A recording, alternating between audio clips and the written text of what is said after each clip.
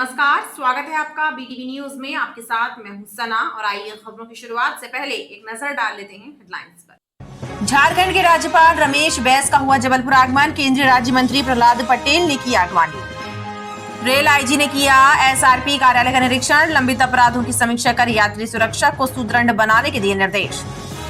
और बादशाह हलवाई मंदिर के आसपास काबिज अतिक्रमणों को लेकर कोर्ट ने प्रशासन को किया नोटिस जारी। पुरातत्व महत्व के मंदिर की सुरक्षा को लेकर की गई थी जनहित याचिका दायर। झारखंड के राज्यपाल महामहिम रमेश बैस जबलपुर प्रवास पर पहुंचे, जहां केंद्रीय राज्य मंत्री प्रहलाद पटेल एवं जिला और पुलिस प्रशासन के आला अफसरों ने उनकी अगवानी की। वहीं कुछ देर सर्किट हाउस में रुकने के बाद वो दमोह के लिए रवाना हो गए। झारखंड के राज्यपाल रमेश बैस का जबलपुर आगमन हुआ। इस दौरान केंद्रीय राज्य मंत्री प्रहलाद पटेल एवं भाजपा के जनप्रतिनिधि और जिला प्रशासन के अधिकारियों के द्वारा उनका स्वागत किया गया। केंद्रीय राज्य मंत्री प्रहलाद पटेल ने बताया कि लौह पुरुष सरदार वल्लभ भाई पटेल की पुण्यतिथि पर दमोह में आयोजित कार्यक्रम में शामिल हो रहे हैं।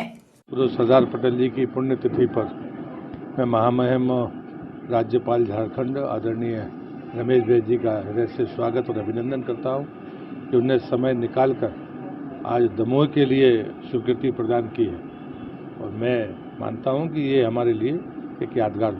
रेलवे के पुलिस महानिरीक्षक एमएस सिकरवार ने रेलवे एसपी कार्यालय पहुंचकर निरीक्षण किया और व्यवस्थाओं का जायजा लेकर अधिकारियों को आवश्यक दिशा निर्देश दिए। वहीं उन्होंने लंबित अपराधों की समीक्षा भी की। रेलवे आईजी एमएस सिकरवार ने जबलपुर प्रवास के दौरान एसआरपी कार्यालय पहुंचकर व्यवस्थाओं का जायजा लिया। आज हमारे पुलिस महानिरीक्षक महोदय डॉक्टर महेंद्र सिंह सिकरवार साहब, जो पुलिस महानिरीक्षक रेल भोपाल हैं, आज निरीक्षण के लिए पुलिस अधीक्षक कार्यालय आए हैं और अभी निरीक्षण चल रहा है। निरीक्षण के दौरान मीडिया से चर्चा करते हुए रेल आईजी ने बताया कि अधिकारियों से लंबित मामलों की जानकारी लेकर उनका निराकरण जल्द कराने के निर्देश दिए। वहीं यात्रियों की सुरक्षा को लेकर भी विस्तृत चर्चा की गई। ये हमारी सामान्य प्रक्रिया है, जो निरीक्षण होता है वो वार्षिक निरीक्षण है। तो ये अभी वार्षिक निरीक्षण के सिलसिले में मैं यहाँ आया था। अभी देखा है, वो सब अभी तक तो बहुत अच्छा पाया गया है, सभी चीज़ें ठीक है। वैसे ओवरऑल काम अच्छा है। आईजी के द्वारा किए गए निरीक्षण के दौरान सामने आई खामियों को दूर करने के निर्देश भी दिए गए। जिले में आपराधिक घटनाओं पर नियंत्रण लगाने, सीएम हेल्पलाइन के मामलों का निराकरण करने सहित लंबित प्रकरणों का निपटारा करने के लिए एसपी सिद्धार्थ बहुगुणा ने सभी पुलिस अधिकारियों को निर्देश दिए हैं। पुलिस कंट्रोल रूम में आयोजित अपराध समीक्षा बैठक के दौरान एसपी ने क्रिसमस एवं नए वर्ष को लेकर की जाने वाली सुरक्षा व्यवस्था पर भी चर्चा की। पुलिस कंट्रोल रूम में आयोजित अपराध समीक्षा बैठक में एसपी सिद्धार्थ बहुगुणा ने जिले के राजपत्रित अधिकारियों से लंबित मामलों के निराकरण की जानकारी हासिल की। साथ ही उन्होंने कहा कि सीएम हेल्पलाइन के मामलों का निराकरण करने के लिए शिविरों का आयोजन करने के भी निर्देश दिए। इसके अलावा आगामी त्योहारों को लेकर की जाने वाली सुरक्षा व्यवस्था पर भी एसपी ने चर्चा की और सभी को मुस्तैद रहने के निर्देश दिए। अभी दिसंबर है, अपराध निकाल हमारा टॉप प्रायोरिटी पे है। साथ ही साथ सीएम हेल्पलाइन और 363 के मामले जिसमें कि बच्चे अपने घरों से चले जाते हैं, उनकी दस्तयाबी टॉप प्रायोरिटी है। साथ ही साथ प्रॉपर्टी ऑफेंस, वो एक हमारे लिए प्राथमिकता है कि उसकी दस्तयाबी अपराध हो, रिकवरी हो प्रॉपर्टी ऑफेंस में। और साथ ही साथ जैसा कि आप देख रहे हैं, पिछले कुछ दिनों से हमने एक अभियान भी छेड़ा है शराब पी के वाहन चलाने वालों पे, वो भी जारी रहेगा। तो इन कुछ चीज़ों पे आज चर्चा होगी। मुख्य हमारा फोकस जो अपराध निकाल पे है, क्योंकि दिसंबर है, अपराधों को निकाल बहुत जरूरी है। एसपी ने गुंडे बदमाशों के खिलाफ लगातार कार्रवाई करने पर भी जोर दिया। अपनी लंबित मांगों को लेकर स्वास्थ्य विभाग के अधिकारी कर्मचारी एक बार फिर आंदोलन की राह पर है। नेताजी सुभाष चंद्र बोस मेडिकल कॉलेज में स्वास्थ्य कर्मचारियों ने सरकार को जगाने सद्बुद्धि यज्ञ किया। कर्मचारियों ने आरोप लगाया कि लगातार उनकी उपेक्षा हो रही है। स्वास्थ्य अधिकारी कर्मचारी महासंघ के द्वारा मेडिकल कॉलेज में सरकार के लिए सद्बुद्धि यज्ञ किया गया। नर्सिंग अधिकारी एसोसिएशन के सदस्यों ने बताया कि पुरानी पेंशन योजना लागू करने सहित 41 सूत्री मांगों को लेकर स्वास्थ्य विभाग के करीब 10 संगठन लगातार आंदोलन कर रहे हैं, लेकिन शासन प्रशासन इस ओर ध्यान नहीं दे रहे हैं। लिहाजा उन्हें जगाने के लिए सद्बुद्धि यज्ञ किया जा रहा है।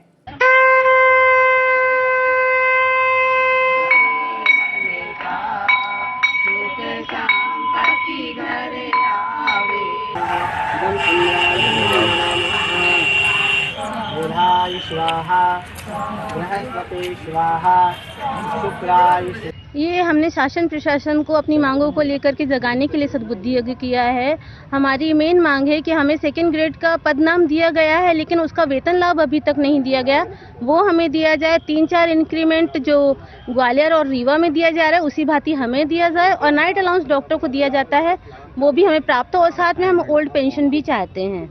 आज हम लोग ने सद्बुद्धि यज्ञ किए गए हैं सरकार को जगाने के लिए कि सरकार जागे, और अगर सरकार नहीं जागती है तो सरकार फिर बदलेगी। ऐसे कंटिन्यू 7 डेज से चल रहा है। भोपाल में प्रदर्शन जारी है। आज हमारी मीटिंग भी है वहाँ पर प्रमुख सचिव महोदय जी के साथ, तो हमारे प्रांत अध्यक्ष गए हैं और सभी संगठन के प्रांत अध्यक्ष वहाँ पे उपस्थित हैं। नर्सिंग एसोसिएशन का कहना है कि मांगे पूरी होने तक उनका चरणबद्ध आंदोलन जारी रहेगा। सरकार समय पर नहीं जागी तो उसे आने वाले चुनाव में इसका असर देखने को मिलेगा। पुरातत्व महत्व वाले बादशाह हलवाई मंदिर के आसपास काबिज अतिक्रमणों को हटाने एवं मंदिर को संरक्षित करने के मामले में हाईकोर्ट में लगी जनहित याचिका पर सुनवाई हुई। कोर्ट ने सरकार और जिला प्रशासन को इस संबंध में नोटिस जारी किए हैं। ग्वारीघाट रोड पर 17वीं शताब्दी में बनाए गए बादशाह हलवाई मंदिर के आसपास काबिज अतिक्रमणों को लेकर हाईकोर्ट ने सरकार और जिला प्रशासन को नोटिस जारी किया है। याचिकाकर्ता डॉक्टर पीजी नाच पांडे के वकील का कहना है कि पुरातत्व महत्व के इस मंदिर को भारत सरकार के पुरातत्व विभाग ने 1999 में नोटिफाइड किया है, लिहाजा नियमानुसार इसके 300 मीटर के दायरे में किसी भी प्रकार के निर्माण की अनुमति नहीं दी जा सकती। लेकिन नगर निगम ने उक्त भूमि पर पीएम आवास योजना के लोन भी वितरित कर दिए हैं। याचिकाकर्ता का कहना है कि मंदिर को संरक्षित करने के लिए इसके चारों तरफ बाउंड्री वॉल भी बनाई जाना चाहिए।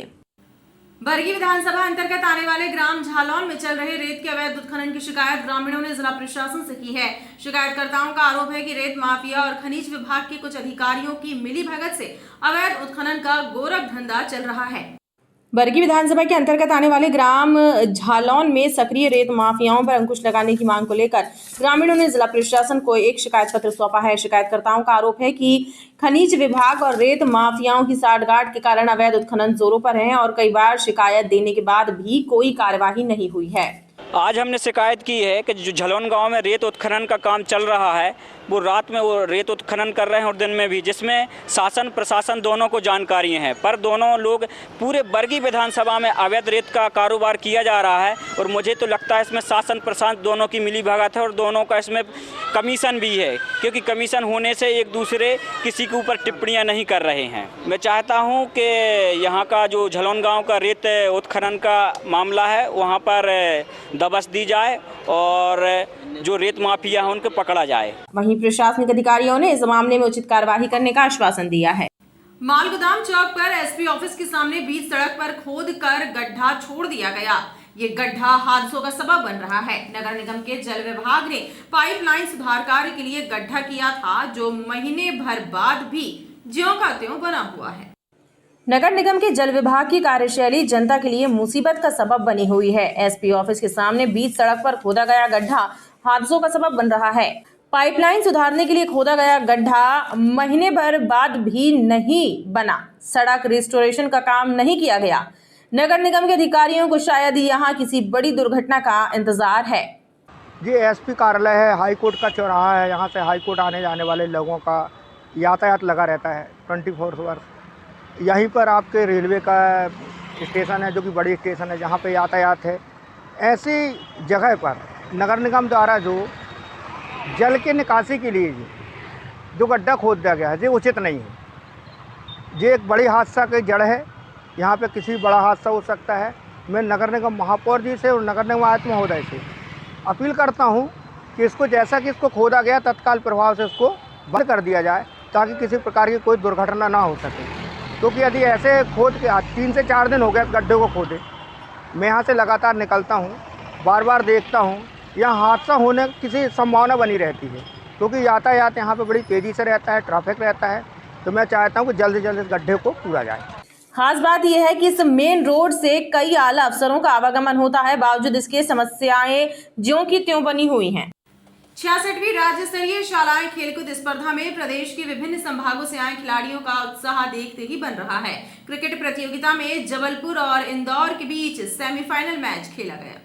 66वीं राज्य स्तरीय शाला स्पर्धा का समापन 16 दिसंबर को पुरस्कार वितरण के साथ होगा। गुरुवार को सागर और इंदौर की टीमों के बीच क्रिकेट का क्वार्टर फाइनल मैच खेला गया, जिसमें इंदौर की टीम ने सागर को हराकर सेमीफाइनल में प्रवेश किया, जिसके बाद जबलपुर और इंदौर की टीमों के बीच सेमीफाइनल मैच खेला गया। रानीताल मैदान में अभी वर्तमान में सागर और इंदौर का मैच चल रहा है और लगभग 10 संभाग हमारे इसमें पार्टिसिपेट कर रहे हैं। उसमें एक मैदान हमारा रानीताल स्टेडियम है, दूसरा हमारे शिवाजी में भी टूर्नामेंट क्रिकेट का गर्ल्स का चल रहा है, MLB में भी गर्ल्स का टूर्नामेंट चल रहा है और वहीं एक और हमारे रेलवे मैदान में भी क्रिकेट का आयोजन हमारे आयुक्त लोक शिक्षण संचालय के निर्देश पर किया जा रहा है। वहीं बालक एवं बालिका वर्ग की अन्य प्रतियोगिताओं में भी रोमांचक मैच खेले गए। माणोताल थाना अंतर्गत विजयनगर क्षेत्र में एक स्कॉर्पियो चालक ने लापरवाही पूर्वक गाड़ी चलाते हुए एक बाइक सवार युवक को रौंद दिया। इस दुर्घटना में युवक की मौत हो गई। बीती रात हुए इस हादसे के बाद पुलिस ने चालक को अभिरक्षा में लेकर वाहन जब्त कर लिया है। माणोताल थाना अंतर्गत दीनदयाल चौक रोड पर बीती रात एक तेज रफ्तार कार के चालक ने बाइक सवार को रौंद दिया। इस घटना के बाद मौके पर मौजूद लोगों ने चालक को पकड़ लिया और पुलिस को इसकी सूचना दी, जिसके बाद मौके पर पहुंची पुलिस ने बताया कि मृतक करमेता निवासी संदीप पटेल है और वो निजी अस्पताल में कार्यरत था। आज पौने 8 बजे के करीब विजयनगर थाने के सामने, जो कि थाना क्षेत्र माणोताल आता है, वहाँ पे एक स्कॉर्पियो चालक के द्वारा एक मोटरसाइकिल को एक्सीडेंट किया गया है। मोटरसाइकिल पूरी स्कॉर्पियो के नीचे आ गई थी। उसमें मृतक उसकी मृत्यु हो चुकी है। उसका नाम संदीप पटेल पिता रामजी पटेल है, जो करमेता का रहने वाला है। 40 वर्ष का युवक है, जो उसके गाड़ी नंबर से डिटेक्ट किया गया। वाहन को प्रॉपर खड़ा करवा लिया गया है और ड्राइवर को भी कैप्चर कर लिया गया है। पुलिस ने कार को जब्त कर कार्यवाही शुरू कर दी है। खबरों का सिलसिला लगातार जारी रहेगा। आप देखते रहिए BTV न्यूज़।